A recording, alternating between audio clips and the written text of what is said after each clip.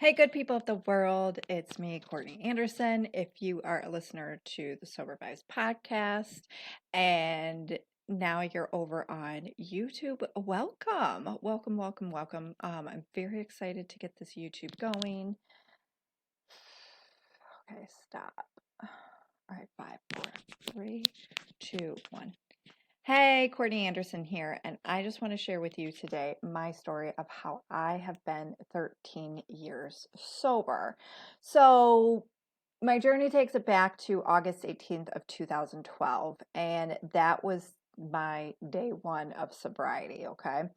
Previous to that, I had spent 10 years in a toxic relationship, I like to call it, with alcohol. Yes, I had an alcohol addiction, but the way when you say that to people, like, they don't really get it, but when you kind of say, like, and especially to people who understand, who've been in that relationship with alcohol, like, get it. They get the toxic relationship because that's what it is. And for other people who don't understand, when I do describe it as a toxic relationship, they can get it because majority of us have been in a toxic relationship with a human being, whether that's your mother, your father, a partner, whoever it may be. You know what that's like, right? Where you keep pushing it away, like, no, no, no, but I want you back in my life. That is how I felt with alcohol. So I started drinking at 19. I did not drink before that. Maybe like twice I drank before that. I was a person who smoked pot. I don't believe that marijuana is the gateway drug. I do believe that trauma is. And at 19, living in the suburbs of Detroit, you could go over to Canada and to Windsor and drink because their drinking age was 19. So I fell in love with that bar aspect. Like, that to me was amazing. Getting ready with girlfriends, going out, it really, really, really opened me up. And I was shy. So when I say it opened me up, it really allowed me, it was like a cape I put on. I felt like I could do anything, right? So that evening, I still remember it to this day. That is really when my relationship with alcohol started. And of course, it started off innocently because I do believe for majority of people that it does. And being 19, it's like, this is what we did, right?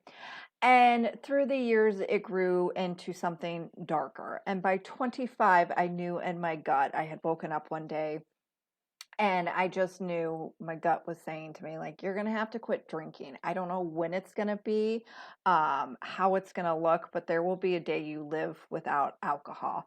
Now, between that 19 and 25, as I said, it grew darker. It's because it shifted through the years of where my drinking didn't look like some of my friends' drinking, right? Like, I had no off switch. I would wake up in hospitals. I would wake up next to men. I didn't know their names, right? But I could tell you what bar that I met them at. I would black out. I was like a gremlin. Nobody wanted to deal with me after midnight. And that was on a weekly basis. Not all of that on a weekly basis, but the blacking out for sure. And just how progressive that my relationship with alcohol turned. That's why I say it got darker. And I remember too, at 25, that is when I experienced my first panic attack. And it was after a couple day bender. And I thought I was having a heart attack. And it was an anxiety attack that turned into a panic attack. And after 25, that is when my hangovers got into where then it was anxiety, completely anxiety induced, that anxiety, but it was awful. It was awful. I can still remember them to this day. So from 25 to 29, and this is important if you're listening and this might resonate for you, from 25 to 29. And back then, again, there wasn't all these terms for drinkers of what type of drinker for you. But what I was trying to do during that time is I was trying to moderate my drinking. From 25 to 29, I was trying to moderate drinking. I was trying to make this fit. I would put rules on my drinking. I would say no shots. You better eat something, right? Don't mix alcohols together. You need to stop drinking whiskey because that makes you nuts. Like all of it. if you're watching this video, you know. And it came to a point where no matter what, even if I was just drinking once a week, it still always led me back to the same place. I would go a couple weeks without drinking, like pat myself on the back, until it came to a point of my last night of drinking where I woke up the next day realizing, was told that I had lost my rescue cat, not once, but twice for a second time, right? And I lost my cat, Fiona. My boyfriend at the time, we had been living together and together for a year and a half, and we were living together, and he was like, listen, you can keep drinking, but I'm not going to continue on for this ride. And previous to that, I never had anybody really give me like an ultimatum. And I don't think ultimatums are bad. I truly don't. I think some people need them, especially if they love these people or little souls more than they love themselves. And that is something that I had to realize in my journey, because I didn't love myself enough at that time to be like, all right, I'm doing this for me. It was like a combination kind of all, but I put those two people ahead of me until a couple months in my journey. I was like, okay, I'm doing this for me because I'm starting to gain that self-trust and self-respect back into me, where it's like, I know I need to live alcohol free if I want to, continue living this life. I have to choose me first. So when I realized and was told that I had lost my rescue cat, and my boyfriend at the time, apparently I was standing over our bed and I told him I wanted to kill him. But see, again, sober Courtney would not do that, but the hammered me did do that. And not just once, but a few times. And like, who wants to be with that? I don't blame anybody where, if the shoe being on the other foot, I would not want to be in that. So that day, I, had one of the worst hangovers of my life after that. So starting on August 18th, I laid in a 3-day hangover. And also, too, you can read more about my story in my books, Sober Vibes, A Guide to Thriving in Your First 3 Months Without Alcohol. So I laid in this hangover for 3 days. My cat was still missing.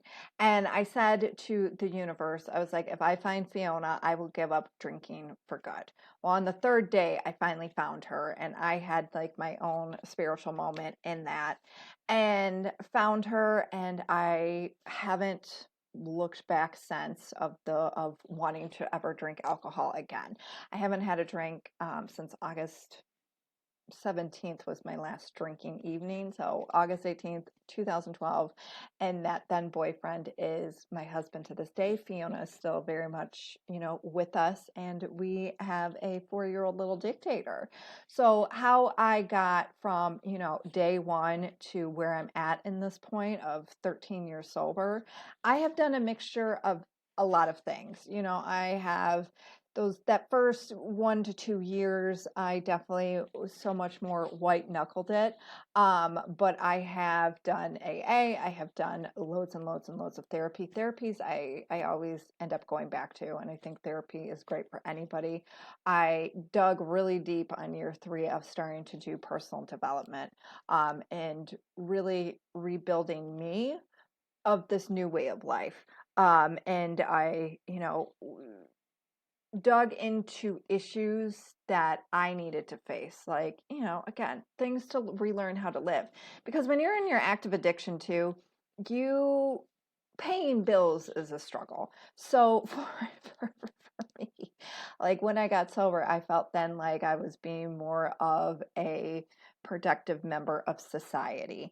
And so a lot of stuff I had to learn, and I don't want to keep saying relearn, because when you get sober, it's like you are this grown ass human being, but you feel like a baby, and it's this new way of living, and you really do have to learn a lot. And especially too, if you came from, trauma, or was never shown how to do X, Y, and Z, you now have to learn those things.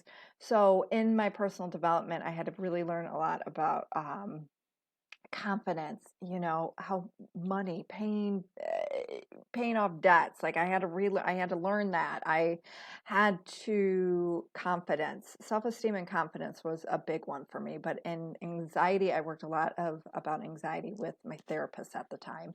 But and each year I have allowed myself to always continue to be a student, right, of life, because it's not so much about you need to be a student about sobriety after a certain point. Some people do, and that's fine. But for me, this is what worked. But I had to always keep in mind that if I ever got stagnant and there was an issue at hand, that could kind of cause for some wonkiness, and that to recognize when I needed to have help outside of myself. I've had a coach before. I've worked with a coach before. I've done hypnosis. Like, so all of those things I still will continue to do. I just did therapy a couple of years ago after having my son because I was experiencing some postpartum OCD, which I never even knew was a thing, right? So I do believe what helps people in sobriety, and this is just from, my own journey and being a sober coach, is to, if an issue comes up, to work through that outside of yourself and getting the help that you need. So that is what has worked for me, and something I've always done for myself since the very beginning is one, live in gratitude. In that first year, I really, really, really conditioned myself to remember where my drinking took me. And that is just by practicing, in a meditative state. Like, I'm not saying live in trauma. I'm not saying like live in your drinking days, but remember where alcohol took you. Because when you keep remembering where alcohol took you, you're not going to want to go back to it. Because when you go back to it, it's like, it's just going to take you back into that. For some people, it starts off when they quit or and then come back to it. And I had the same of those 4 years I tried to moderate. I understood, if you didn't drink for a couple weeks and you went back to drinking, you're going to go harder than ever because it's like a binge cycle, right? And then you always end up where you left off, to be like, I need to put these rules or I need to take a break, right? So I get that. I totally get that. So yeah, so that is my story. And then in 2016, I was sitting at a table of AA, and I was listening to the women and was like, We need more here, right?" And then I created the community Sober Vibes, my online platform, and then Sober Vibes ended up growing into my own coaching, which I waited to coach until after it was year 6 because I wanted to really work on myself. And before I knew I was going to make this a consistent thing. And but working on yourself is huge. Yeah, everybody should. And then that grew into a podcast, and National Sober Day, and my book, and the coaching programs I have in the online community. So it was something I saw back in 2016 that I knew I needed more of. So I created it. And then also to listening to what women needed and what they were talking about. And it's really coming from, an empowering place and meeting you with where you're at. Because we're all at different places in our journey, and that is to be recognized for sure. And just to meet a person with where they're at and theirs, I think is a wonderful thing. So yeah, if you have any questions or if my story resonated with you, feel free to definitely comment below, hit that like button, and make sure you subscribe to the Sober Vibes YouTube channel, because I'm going to continue to make videos. I just wanted to share today my story with you in case you haven't heard it. You can always go back to episode 1 on the Sober Vibes podcast and listen to more of my story there. All right. Thank you for listening.